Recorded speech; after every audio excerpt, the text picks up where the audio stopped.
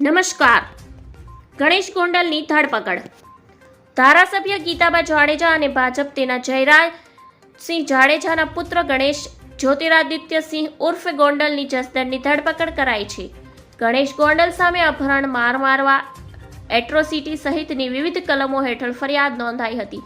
Police લાંબા સમયથી તેને શોધી રહી હતી. અનુસૂચિત જાતિ દ્વારા અલ્ટિમેટમ અપાયા બાદ આખરે ગણેશ ગોંડલની ધરપકડ કરી લેવામાં આવી છે. જૂનાગઢના અનુસૂચિત જાતિના યુવક સંજય સોલંકીને ગોંડલના ધારાસભ્ય ગીતાબાના પુત્ર ગણેશ જાડેજા દ્વારા મારવાની ઘટના બની હતી.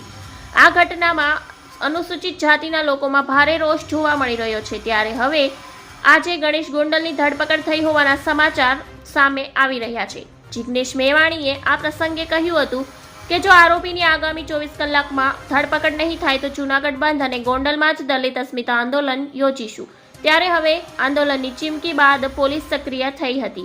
પોલીસ દ્વારા પક્ષપાત કરાઈ રહ્યો હોવાનો ગંભીર આક્ષેપ થયો હતો અને આ મામલે ડેપ્યુટી કલેક્ટર ધોરાજીના અને આવેદનપત્ર આપ્યું હતું.